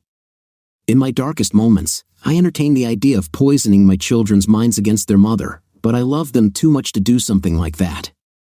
My pain remained acute, and what made it worse was that my kids seemed happy with their new lifestyle, and I couldn't blame them because, frankly, they had the best of both worlds. They were able to see their mother and father regularly. My kids raved about how wonderful Brad had everything set up. They admired Brad's pool, hot tub, game room, tennis court, and large TVs in every room. He even had a mini movie room with a popcorn machine. About 3 months after the divorce was finalized, Jenny began trying to manipulate Glenda and Mark against me. Jenny started implying that I was a bad father because I didn't spend as much money on them as Brad did. When they told me about this, I was filled with sadness and anger. When Darla found out, she was furious. She insisted that we sit down with the children and talk to them. So the next time they came back to stay with me for 2 weeks, I sat them down at the kitchen table and asked, "Do you guys think I'm a bad dad because I don't spend as much money on you as Brad and Mom?" "That's what Mom says." Mark answered hesitantly, "Mark, son, Mr. Carson is a very, very rich man. That's why your mother decided to marry him. I can't buy you everything they can. You see, compared to Mr. Carson, I'm a very poor man. That's it. What I can do is love you guys and tell you that if getting all these gifts is important to you, I won't force you to come to the ranch." Glenda began to cry. "No, Dad, I don't want to be with Mom all the time. I want to be with you too." "Me too," Mark said, tears welling in his eyes. I don't know what the kids said to Jenny when they returned to her, but it made her angry. She came to the ranch in a rage. "Damn it! Mark and Glenda are mad at me for teasing their poor daddy." It exploded when I opened the door. I wasn't going to get into an argument with her, so I just said, "Off, Jenny," and then slammed the door in her face. This was just the beginning. Jenny then began planning special trips for the children during my fortnight. The first was a trip to Disneyland. Of course, they wanted to go and begged me until I gave in. Jenny started doing this every 3 months, and it really started to frustrate me. Darla told me how to outsmart Jenny. The next time they came to me wanting to go to New York, I said, "That's fine. We'll just switch weeks." When Jenny refused, the kids were upset with her, not with me. Points for the good guys. It was a truly stressful and depressing time in my life. Luckily for me, I had a lot of support. Darla was always there to support me when I started to crumble, but I also had two other allies, Jan and Alma Smith. Yes, Jenny's parents became my strong allies. When Jenny married Brad, she didn't even invite her parents to the wedding. She was ashamed of them and didn't want them to ruin her special day. When I found out about this, I invited them to the ranch for a barbecue that same day. Darla insisted that John and Alma stay the weekend. We had a great time with them, and I learned that John was a soldier in Vietnam. He was wounded 3 times but survived the war. He returned home partially disabled, which limited his ability to work. It wasn't that he couldn't work, but his employers looked at his 3 missing fingers and the scars on his face and decided he would be a liability. I was amazed when Alma told me that he had been awarded 3 Purple Hearts, a Bronze Star, and a Silver Star. The man was a real hero, and Jenny was ashamed of him. I think at that point my feelings for Jenny started to fade. From then on, we usually invited them over for at least one weekend when the children were with me. Jenny refused to invite her parents to her home or visit them. I was incredibly upset by the way Jenny treated her parents. At least Mark and Glenda got to know their grandparents through their visits to the ranch. One more thing I learned, John grew up on a cattle ranch. He was a real cowboy before Vietnam, and John even convinced me to start learning to ride. This opened up a whole new world of interaction with my children. As the months went by, I read a lot of books about divorce and co-parenting. One piece of advice that was very valuable suggested that instead of buying things for children, give them experiences. Darla was fantastic at coming up with entertainment ideas. We visited all the local attractions, went hiking, bowling, and even played mini-golf a few times. Darla also partnered with a local charity league to organize a mini rodeo. To make it even more fun for the kids, she involved them in the planning. Glenda and Mark were very excited to see their first rodeo, especially when they learned they would be leading the parade through town. However, Jenny tried to sabotage the rodeo by suggesting that the children go to Disneyland in California. But Mark and Glenda refused their mother's offer. There was no chance they would miss their first rodeo, and it was so successful that it has since become an annual event. In the first year after the divorce, Jenny continued to try to win the love of her children. She never stopped throwing stones in my garden. Sometimes she would convince the kids to skip a few days with me for something with her and Brad. However, no matter how bad I felt every time the kids chose to spend extra time with their mother instead of me, I never let them know it. Every night when they were with me, I continued to read them 2 books before bed. As I grew older, I started reading chapters from books, reading several chapters every night. I continued to do this until the 5th grade. Although we didn't sleep together, life with Darla was very pleasant. She was cheerful and kind. Working from her office, I was able to expand my accounting business. By the end of the first year, my salary was about 70% of what it was when I worked for Brad. However, even a year after the divorce, Jenny was still trying to outdo me in the eyes of the children. Brad now realized that I would never allow him to adopt my children. Realizing this, he began to lose interest in them. He was still kind and pleasant to them, but they were just someone else's children. Brad began to devote more and more time to Jenny. He wanted Jenny to accompany him on trips abroad. If it was her 2 weeks with the children, they traveled with him. At first, I was against Glenda and Mark going abroad. I had heard many horror stories about spouses kidnapping children and flying to a country without an extradition treaty. However, Darla convinced me that even though Brad was a scoundrel, the scandal surrounding the kidnapping of my children would cost him too much. In the end, I agreed. Glenda and Mark were delighted with the trip and talked about it for a long time. Several more trips abroad followed with their mother. One time, Brad's trip was extended. I was sure Jenny would just leave the kids with her, but instead, she called me and sent the children home on a plane, where I met them. The first anniversary of my divorce passed without me even realizing it until the day Tom called me to see how I was doing. I didn't even remember it at that moment. I had to admit to Tom that he was right. Almost all the pain, loneliness, and anger were gone. Sometimes there was a slight burning sensation, but mostly, Jenny was just a bad memory for me. However, I felt guilty for not getting Darla anything for our anniversary. I realized it wasn't a real marriage, but Darla was so supportive that I bought her flowers and took her out to dinner. I didn't think much of it, but Darla glowed with happiness for days afterward. However, as the 18-month mark approached, Darla began to seem depressed. She was never unpleasant, but I could tell she was upset. I thought my welcome had worn out, so I started looking for a new place to live. Although custody no longer seemed like a big deal, I didn't want to take the risk. I looked everywhere until I found a townhouse for rent. It had 3 bedrooms and 2 bathrooms. There was also a 1-car garage, but most importantly, it was located in the Chesterton School District. I really didn't want to move. I loved living on a ranch, and running a business from my office was ideal. Plus, I liked the company Dolly provided. Over the last few weeks, she had always been cheerful and given me some advice. Darla expanded the ranch. She acquired an additional 200 acres of mostly rocky hills. The trails on these hills especially appealed to people who didn't want to just ride around in the paddock. It was a great place for groups to get away for the weekend to ride, sleep, and cook outdoors.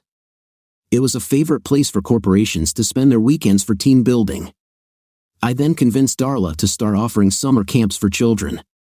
They became extremely popular, and Darla had to hire additional people to run them. Darla also built a dozen cabins for adults who wanted the experience of working on a real horse ranch. I helped arrange funding for this project from a business that barely supported Darla's living. She now had a business that brought her nearly $200,000 a year after taxes. My business grew to the point where I was using an office and a back room. I had an administrative secretary and 1 accountant working for me.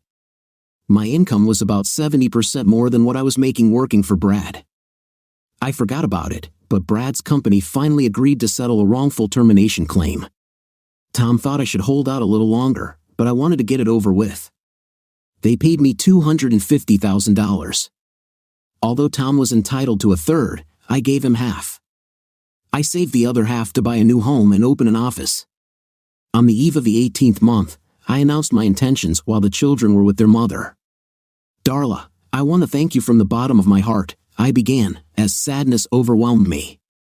You saved me when I thought I was going to lose Mark and Glenda. I know it was a huge challenge, but for me, it was a lifesaver. Our agreement ends tomorrow, so I found a place to rent temporarily until I can buy a house. I'm hoping that everything will be okay if I continue to use the office for another month since I haven't agreed on my office lease yet, and hopefully this will be confirmed by next week. I don't know what kind of reaction I was expecting, perhaps relief, but I didn't expect what I got. Darla burst into tears and ran into her bedroom. I was stunned and didn't know what to do. I tried to knock on her door, but Darla didn't answer. When I went to bed that night, I was deeply troubled. Although Darla and I were married, we were never intimate. Without a doubt, I cared for her and valued her very much. She was everything that Jenny was not, but the whole time I lived in her house, I was afraid of offending her, so I kept my distance. Apart from the occasional hug or kiss on the cheek, we each lived our own lives. I decided to talk to her in the morning. However, around midnight, a severe thunderstorm broke out. Lightning struck quite close to the house. One bolt was particularly close, and the house shook, waking me up. A few seconds later, my bedroom door opened, and Darla walked in. "Misha, please, I'm terribly afraid of thunderstorms," she whispered, trembling. "Can I spend the night with you?" "Of course," I said, throwing back the blanket. Trembling, Darla clung to me. Then I realized that she was without anything. "Mike, I'm really scared because of the thunder and lightning," she whispered, shaking. I hugged her and pressed her to me. "Please, Mike, I know you don't love me, but I need you to make love to me at least once before you leave." At that moment, I realized that I had very deep feelings for Darla. It wasn't the passionate, hot love I felt for Jenny, it was something more mature, a friendship that had grown into something much more over 18 months. The final piece in the puzzle that healed me. As I lay there sighing, I collapsed next to the woman I had been married to for 18 months and had never even kissed properly. "Darla, I don't know if this is love or not, but I do know that I never want to leave you," I said, trying to calm my breathing. At first, I thought of us only as friends, but my feelings for you grew month by month. In the last few months, I wanted more, but I was afraid that you didn't feel the same. I couldn't risk you throwing me out if I tried to do anything. Oh, Mike, I loved you almost from the first time we met, but then you were married to Jenny, and I knew you were crazy about her. When she left you and we came up with a plan to pretend to be married, I thought I might have a chance. But tonight, when you said you were leaving, I was devastated. I love you so much. I will be a good wife. Please give me a chance. The only way I'll leave is if you kick me out yourself. I kissed her softly. This is my home, and you are my wife now and forever. After that night with Darla, we woke up the next morning to a clear, cloudless sky.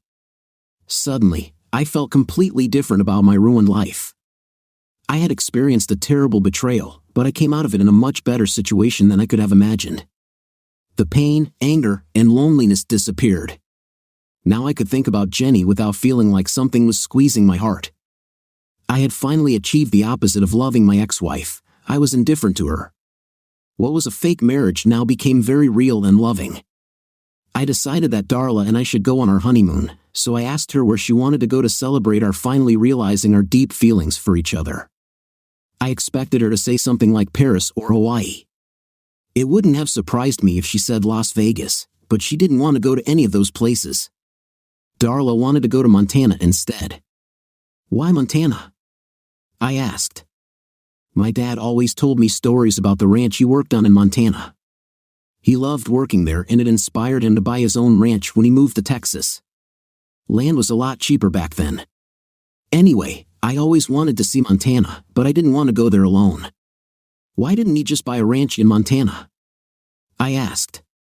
Because he hated the winters there. So we spent 2 weeks in Montana, driving around the state, and even spent a week on a working ranch. The children were delighted when we picked them up.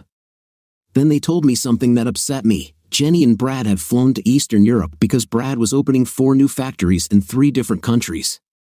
While they were away, they hired a nanny to look after Glenda and Mark.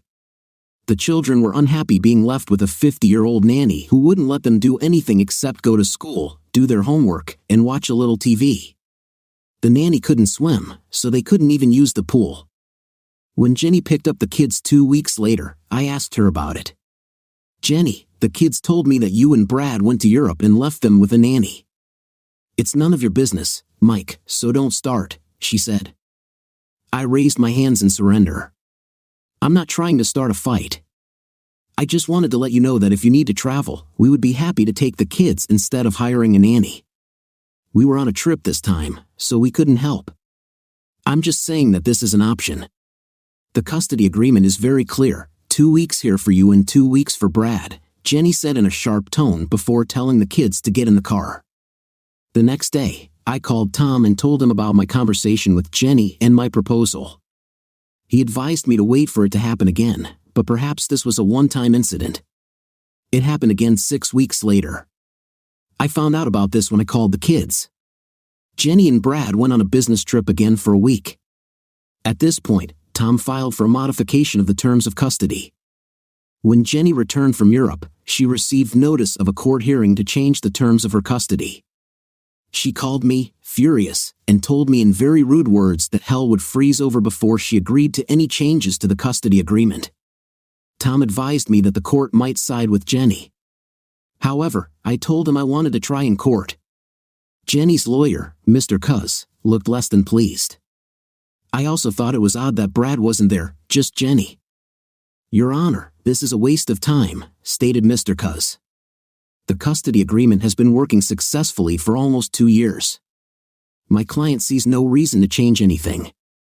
Your Honor, we're just trying to do what's best for the kids, Tom countered, then laid out his argument. We understand that Mr. Carnisan has to travel frequently and naturally wants his wife to accompany him. All we ask of Mrs. Rayson is that the children be allowed to stay with their father while she is away. If Mrs. Carnisan returns before her 2 weeks are up, the children will be returned to her home at her convenience. Mr. Cuz, do you have anything to add? The judge asked, looking over his glasses. The custody arrangement is working, and Mrs. Carnisan would prefer to leave things unchanged, Mr. Cuz replied. The judge looked between the two sides. Okay, it's a simple solution. Although I agree with Mr. H. Silas that this custody agreement seems to be working well, and I fully understand that Mrs. Carnison will be accompanying her husband on many of these trips, it makes no sense to deny the children their father's company if the mother must be away. Therefore, I grant Mr. B. Wilson's motion to modify the terms of custody as proposed. I was amazed at the speed of the judge's decision and even more surprised that he ruled in my favor. But when I saw the cloud of anger over Jenny, I knew a storm was coming. "Why are you so boring?" Jenny demanded of me in the hallway after the hearing. "Jenny, I don't understand what your problem is, but I'm tired of it," I replied. "What's the big problem?" "You're not around, so why can't the kids stay with me? From what I hear, they have a lot more fun with me than with that Nazi you hired as a babysitter." "Go to hell, Mike," she huffed and walked away. "Do you understand what her problem is?" I asked Tom. "I can only guess," he replied. "I think Jenny hates it when she's not in control, but more importantly, I think she's afraid the kids will love you more than they love her." "You're probably right," I agreed with a sigh. "Jenny keeps trying to poison the kids against me, and she always makes me wait 10 or 15 minutes when I pick them up. But I still don't understand. Jenny has everything she wants. Why would she ruin my life?" "Because she can," Tom said with a smile. "Come on, buy me lunch." 2 years after that first night with Darla as a real married couple, we were blessed with the birth of a baby girl we named Wendy. 18 months after that, we had a boy whom we named Stephen. Not only was Darla a wonderful mother, but Glenda was like a second mom, and Mark became very protective of his new sibling. The next 5 years flew by in a flash, and during that time, I spent 70 to 80% of the time with Mark and Glenda. Jenny and Brad seemed to jump all over the world after our divorce. Jenny's contact with her parents was almost zero. They visited her and Brad maybe once or twice a year, usually at a restaurant for dinner. John and Alma were never invited to parties at Brad's house, nor were they ever asked to stay overnight at Jenny and Brad's house. On the other hand, Darla and I invited John and Alma over almost every weekend.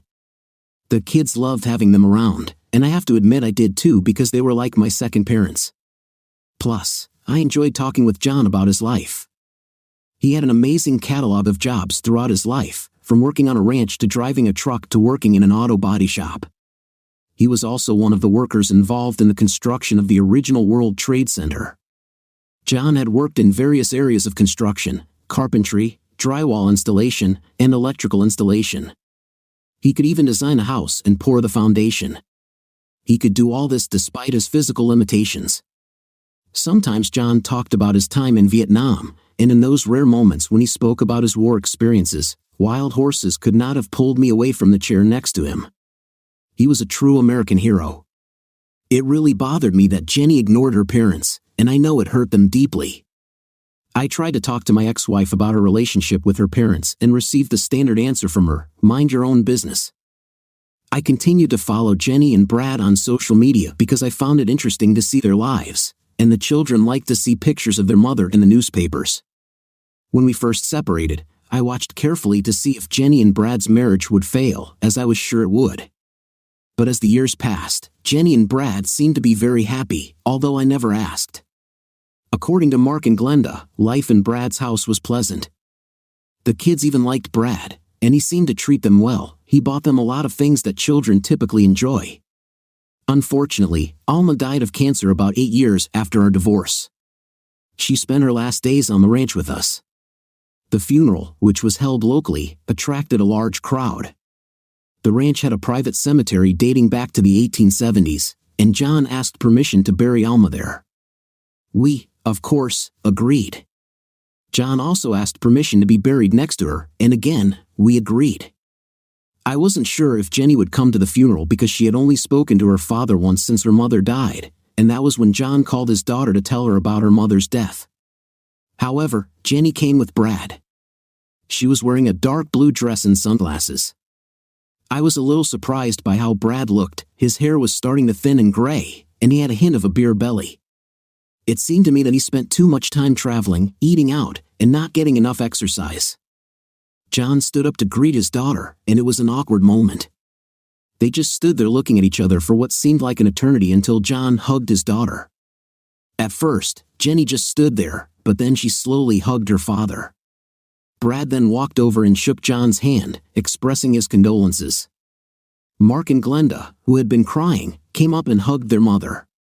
Brad turned to me, nodded, and grinned. I think he expected me to be nervous in his presence. Instead, I smiled, reached out, and shook his hand. When we tried to take seats in the first pew, there wasn't enough space, so I suggested that Brad and I sit in the second row. Brad was not happy about this, especially when John insisted that I sit next to him. Darla ended up taking my seat in the second row next to Brad.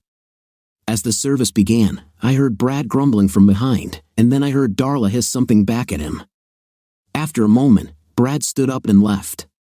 When it was over, John invited Jenny and Brad back to the ranch for the burial and some food afterward, but Jenny refused, apologizing that they needed to fly. I knew it was a lie, but I didn't say anything. After the graveside service, I caught Darla alone and asked what happened between her and Brad during the church service. He was angry because you sat in the front row with his wife, Darla said, shaking her head. But I sat on one side of John and Jenny on the other. We weren't sitting together. I pointed this out to the arrogant Mr. G. Son and then told him to shut up because the world doesn't revolve around him. Then Darla smiled mischievously. I think he was offended. We laughed about this incident, but we shouldn't have. Brad reacts poorly to people who do not show him the respect he believes he deserves. In other words, he's a vindictive jerk who actually believes his own doo-doo doesn't stink. 2 weeks later, Brad began another land grab at Darla's ranch. This time, he claimed 10 acres of land adjacent to his territory. His lawyers found that the 10 acres were once a separate parcel, and due to a clerical error, they were never included in the single title to the rest of the ranch. Consequently, taxes were never assessed on these 10 acres. Brad had his accountants figure out what the taxes should be on the 10 acres and pay that amount to the county. His lawyers then asked for a tax deed. Darla was upset by this requirement, even though the 10 acres were a mixture of marshy and rocky land. Darla asked me if she should just sign the land transfer since it wasn't worth much. Absolutely not, I said immediately. This is Brad showing his bully tendencies and trying to put you in your place for insulting him last time. You didn't have the money to fight him then. It's time for someone to stick a knife in his back and break him. His claim is false. As I predicted, the court sided with Darla. They said it was the county's mistake that taxes were not collected on the 10 acres. Additionally, it is also the county's responsibility to first notify the current owner and give him an opportunity to pay the back taxes. The court limited the tax debt to 5 years. I didn't see Brad in person for a long time after that. I saw him and Jenny in the public pages from time to time, but I rarely saw Jenny.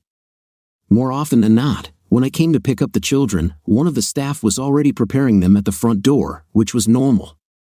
Jenny also continued to miss time with the children as Brad traveled more and more. As the years went by, I estimated that I had the children for about 9 months out of the year. It got to the point where they were disgusted with going back to their mother in Brad's house. They complained that Brad had become moody and their mother was away from home most of the time. Then sensational news appeared in the newspapers. Brad filed for divorce from Jenny. This was a complete surprise to me, and I could not understand why. The kids were just as confused as I was. But as the weeks passed, rumors spread that Brad had caught Jenny cheating on him with Ted Dumont, a billionaire. This explanation spoke volumes. Jenny decided to climb the social ladder again. Tad was not only richer than Brad but also much younger. Darla and I couldn't help but laugh at this turn of events. Shortly after Brad and Jenny's divorce was finalized, Jenny married Tad. It worked out well for me. Tad did not live in the Chesterton School District, and he didn't particularly like children, so Glenda and Mark lived with Darla and me full-time. Shortly after Alma died, I convinced John to sell his house and move in with us. Since John knew all about construction, Darla hired him to do some renovations on the ranch. Darla and I then decided to expand the house to provide a dining room for the ranch staff and to enlarge my accounting office. This caused another fight with Brad. He tried his best to get our building permits denied. In the end, we were granted permits because we were listed as inheritable rights. John took charge of this new construction and did about 85% of the work himself. A little over a year after Tad and Jenny married, Jenny filed for divorce. The rumor was that Jenny caught Tad with another woman. Then another rumor surfaced that ended up being true. Tad married Jenny only because he didn't love Brad and decided to take his wife away from him. This was karma. Now, every morning when I wake up, I thank God for all the blessings He has given me. As the years went by, we had our ups and downs, as well as one terrible tragedy. Mark was in a car accident that could have killed him. However, he was lucky and only broke his leg and right wrist and suffered abrasions and cuts. John suffered a mild stroke, which left him slightly paralyzed on his left side. Physiotherapy worked wonders for him, and he now walks with only a slight limp. Darla never seemed to get sick. She told me she didn't have time to be sick because of her 4 kids, the ranch, and me. I, on the other hand, was very lucky. I felt unwell for several weeks, had no energy, and suffered from headaches and nausea. I continued to ignore it until one day Darla took me by the hand and led me to the doctor's office. After a series of tests, they determined that one of my arteries was so blocked that I was like a ticking bomb ready to have a heart attack at any moment. They performed surgery and did a triple bypass. After the surgery, although I was still in the hospital bed, I couldn't believe how much better I felt. Fortunately, Glenda and Mark suffered only from common childhood illnesses. However, unfortunately, Stevie died of cancer at the age of 7. He was a courageous little boy who rarely complained, even when I knew he was suffering. The night Stevie died, Darla and I crawled into his bed and held him between us. "Mom, Dad, I'm really glad that you are here with me now." "I'm not afraid," he said, closing his eyes. Stevie exhaled his last breath a few minutes later. Darla was absolutely devastated and is still taking antidepressants. Our other children cried on and off for weeks, and I admit it was the darkest day of my life. It made me realize that everything I went through when Jenny betrayed me was nothing compared to losing Stevie. Darla and I struggled for a long time with our loss. There was a hole in my heart that did not begin to heal until my first grandchild was born. Glenda gave birth to a boy and named him Stephen Todd, after her brother and her husband, Todd. All the children are now married, and we have 7 grandchildren. With the birth of each new grandchild, my heart healed a little more. However, there is still a small part of me that feels the loss. Sometimes, when a random thought about Stevie pops into my head, I feel a twinge of sadness. We buried Stevie next to his grandmother. There were supposed to be about 300 people at the service. The only person who didn't come was Jenny. She was somewhere in Europe, South America, or somewhere else with another boyfriend. To be honest, I didn't care where she was, and I was glad she didn't come. I was in too much pain to face her. It was a very difficult 6 months after Stevie died. Sometimes I would wake up at night and find that Darla had disappeared. I knew where she went, so I took a blanket and walked to Stevie's grave. Then I lay down next to my wife and covered us both with a blanket. Even many years after my son's death, I sometimes went to Stevie's grave. I just sat there and talked to him. It somehow always helped me find solace. If you're wondering if I ever thought about getting back with Jenny after she became free, the answer is no. The thought never occurred to me until Darla brought it up one night after dinner while we were watching TV. Darla asked, "Have you ever thought about going back to Jenny?" Darla tried to pretend it was just a random question, but I could see the fear in her eyes. 2 hours later, I asked Darla, "What were you asking about?" "Okay, whatever," she said, snuggling closer to me. One day, I saw an elderly man in my waiting room, so I went to see what I could do to help. When he raised his head, I was shocked. It was Brad. "Brad, this is unexpected," I said, holding out my hand. Brad shook my hand weakly. He didn't look well, but before I could say anything, he spoke. "You won," he said sadly. "What did I win?" I asked in bewilderment. "I really loved her," Brad continued. "And I thought she loved me too." It dawned on me that he was talking about Jenny. I said, "Yes, she has the ability to make people fall in love with her, but Jenny has always had a serious flaw. She was born poor and never got over it. She thinks more money means more happiness." "Now I understand how you felt when Jenny left you," Brad admitted. "How did you cope?" he asked. "One day at a time and with the help of a loving woman," I answered honestly. "There's no magic cure," Brad sighed. "It's too late for me to look for someone else. Besides, I love Jenny with all my heart. But that's not why I came. I'm here because I have stage 4 cancer and I wanted to apologize to you. I knew it was wrong to pursue a married woman, but I just fell in love with Jenny. I hope that someday you can forgive me." As I looked at this old man in front of me, I was struck by the fact that I had once hated him with all my being, but now I just felt sorry for him. "Brad, there was a time when I hated you," I admitted, "but that time has long passed. If you want my forgiveness, you have it." He smiled sadly, thanked me, and left. He died 5 months later. Darla and I attended his funeral. I was surprised at how few people came.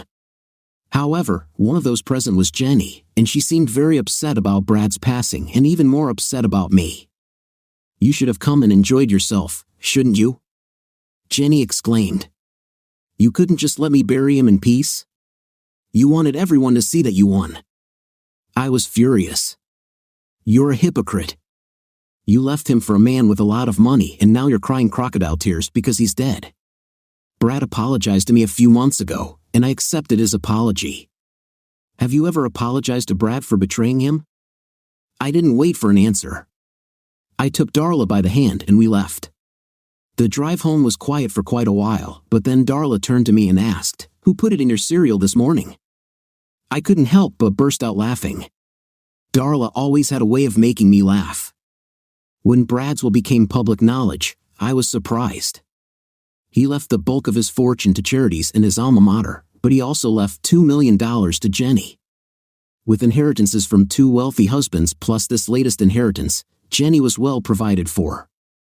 She bought a condo near the ranch and tried to reconnect with her children. However, the children really didn't want to spend time at their mother's condo since it was intended for single, middle-aged people. They complained that there was nothing to do there, but I told them that their mother was trying and they should try too. In the end, the distance was too great. Jenny eventually gave in and found a new boyfriend. Since then, Jenny has been going through boyfriends like some people go through socks. The children seemed happy not spending time at their mother's house, and if they were happy, then I was happy. I was extremely proud of our children. Mark graduated from Georgia Tech with a degree in engineering. He works and lives in Austin. He married a lovely girl from Ohio, Cindy Stubben, whom he met at GT. She is also an engineer, and they work at the same company. They have 2 beautiful girls, and Cindy works from home. Glenda attended Texas A&M to become a veterinarian. After graduating, she returned home and worked for a local veterinarian, Sam Turner, for 2 years. She then branched off and opened her own practice.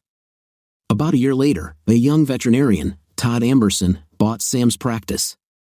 It was probably inevitable, but eventually, Glenda and Todd merged their practices and their lives when they got married. They have 2 boys and a girl, and I swear my grandchildren spend more time at the ranch than at home.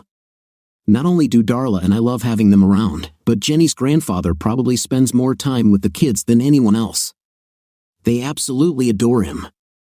My daughter Alma graduated from the University of Texas with a teaching degree.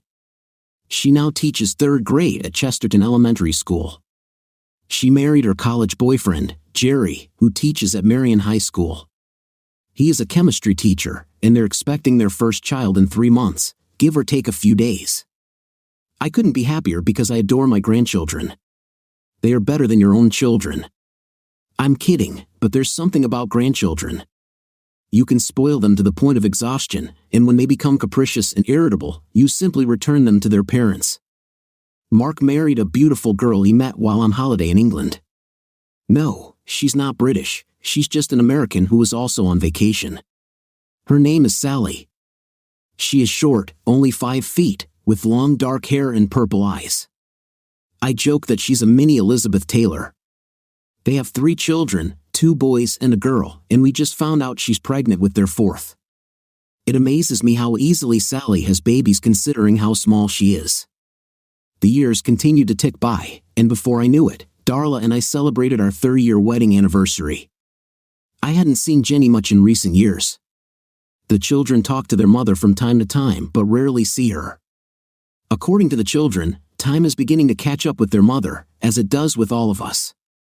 She's not the desirable woman she used to be, and apparently, she hasn't had a boyfriend in a couple of years.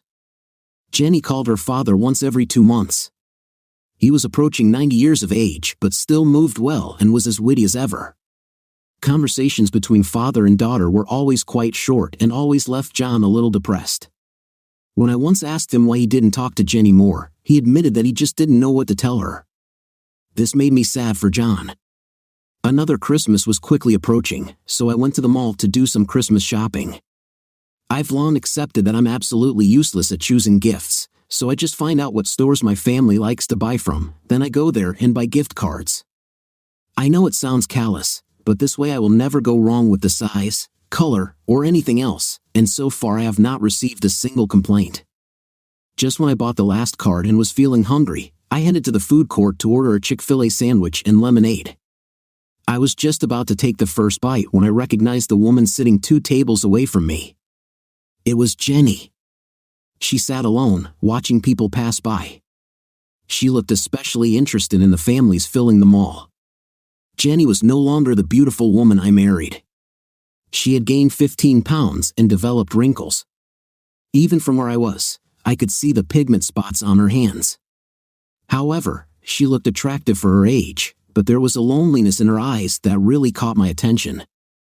I decided to take a chance and join her. "Hey, do you mind if I join you?" I asked, placing my sandwich and drink on the table. "What do you want?" Jenny barked. I was surprised by her hostility. It took me a minute to process this, but then I grabbed my sandwich and drink. "I don't want anything. I was just going to say hi." "Hi," I said. "Look, I'm sorry to bother you. I don't want to start a fight, so I'll just find another table." A flash of pain crossed Jenny's face, and she sank a little. "No, sorry. The holidays seem to bring out the worst in everyone. Please sit down. I'd like some company." "Are you shopping for Christmas?" I asked, taking a bite of my chicken sandwich. "No, I haven't done any Christmas shopping since Brad and I got divorced. Now I just mail checks, and the kids really appreciate them, especially the ones for the grandchildren. They put that money into college funds," Jenny replied, watching a young couple push a baby stroller past. "They tell me in thank you notes." "So, back to the original question, what brought you to the mall? As far as I remember, you never really liked shopping. If you wanted something, you just went to the store, bought it, and went home." "I just wanted to be around people," Jenny said wistfully, as she watched another young couple try to gather their 3 children. "Everyone in my building is gone for the holidays. So what are you going to do for Christmas? You're not going to sit alone in your apartment, are you?" "Of course not," Jenny replied sharply. "I have a reservation at Chef Francesca, and then I plan to see the new Tom Hanks movie." "No, you won't," I said, finishing my sandwich. "You'll come to the ranch for Christmas. All the kids and grandkids will be there, as well as your dad. It'll be fun." "I can't do that," Jenny protested. "I'll make everyone feel uncomfortable." "Nonsense," I said, collecting my trash. "Everything is decided. You will come." As I walked away, I turned around and said, "If you want to see your grandchildren open presents, come at 7 o'clock in the morning. But come whenever you want, lunch will be at 3 o'clock. Darla wasn't happy when I told her that Jenny might be coming for Christmas. "Why did you invite her?" she asked, jealousy and uncertainty flashing in her eyes. I quickly hugged my wife and kissed her. "Is my wife jealous?" "Stop it, Mike." "I'm serious," Darla's eyes flashed. "She'll make everyone feel uncomfortable." That's what Jenny said when she tried to refuse. But I couldn't let her spend the holidays alone. "What's all this talk about, Jenny?" John asked as he entered the room. "I invited Jenny to join us for Christmas. I told the man I considered my second father, and she said she was coming." John's eyes lit up, and I saw that Darla noticed it too. "Not really," I explained. "Jenny tried to refuse because she thought she would make everyone feel uncomfortable, but I wouldn't accept no. Now the decision is hers." The light of hope in John's eyes faded but was quickly restored. On Christmas Day, Jenny didn't show up to watch her grandchildren open presents, and she didn't show up for lunch at 3 o'clock. By this time, I had already thought that she would not come, and it seemed that John thought so too.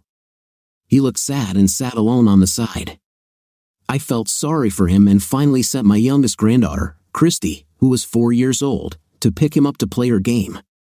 Just as I knew, he was soon sitting on the floor playing Candyland. Around 5:30, I was surprised to hear the front doorbell ring. When I opened the door, I was even more surprised to find Jenny. She was dressed as if she was going to dinner. "Hi," I said kindly. "I was starting to lose hope you'd come. I still think it might be a mistake." "Nothing like that," I assured her. "You missed lunch, but we'll be serving dessert soon. If you want something to eat, I can warm you up a plate of leftovers." "No, dessert sounds great," Jenny said as I escorted her inside. "Hey, guys!" I yelled to everyone in the family room. "Look who I found! Jenny's here for dessert." The grandchildren swarmed her in a crowd. They had just chosen teams for a game, and everyone wanted Jenny to be on their team. Mark and Glenda walked over and hugged and kissed their mother, wishing her a Merry Christmas. In fact, all the kids hugged her. However, to my surprise, Darla hugged and kissed Jenny, too. The evening passed very pleasantly. Jenny was very nervous at first and weighed every word that was said to her, but when she realized that she was the only one feeling out of place, she began to relax. It was touching to see Jenny and her father sitting together, talking and laughing. All in all, it was a very satisfying Christmas. Although Jenny had calmed down since she first arrived, it was clear that she was still unsure of her place here in Darla's house and mine. I have to admit, I watched Jenny sometimes. She was still an attractive woman, but I was surprised that I had no feelings for her other than the fact that she was the mother of my 2 children. After the grandchildren went to bed, their parents decided to use the hot tub. Since it was 34 degrees Fahrenheit outside, it didn't interest Darla, Jenny, or me. John decided to try it but returned a few minutes later, saying that you would have to be crazy to sit in a bathtub, even if it was heated, at that temperature. So I got everyone drinks, and we sat by the fireplace with the Christmas tree twinkling on the side. We sat in silence for about 15 minutes, watching the flames dance around the logs. At some point, I noticed tears sliding down Jenny's cheeks. "Are you okay?" I asked, not understanding the reason for the tears. "I'll be fine," Jenny replied in a small voice, wiping away her tears. Neither Darla nor I said anything about the tears and let the silence surround us again. After another 5 minutes of silence, Jenny began to speak. "I almost changed my mind about coming," she said, looking into the fire. "I was afraid to find out what I almost certainly knew. I really ruined my life." "Oh, I think you judge yourself too harshly," Darla said, surprising me. "I saw pictures of you and Brad, and it was obvious that you loved him. I would say the same about Ted. No marriages work out, 50% of all marriages end in divorce." "Oh, I really loved Brad in the beginning," Jenny said. "Although I still loved you too, Mike, but I loved his money and power more. We got along well for many years, but I allowed him to alienate me from the children. Since he was 15 years older than me, his age began to take its toll. He started to have health problems that affected his performance in bed. He became irritable and angry. I started cheating on Brad about 6 months before I got involved with Ted. In his eyes, I saw the same pain and hatred that I saw in yours, Mike, almost from the very beginning of our marriage. I suspected Ted of cheating, and when I caught him, he just laughed at me. He said he hated Brad because of what he did and married me just to piss him off.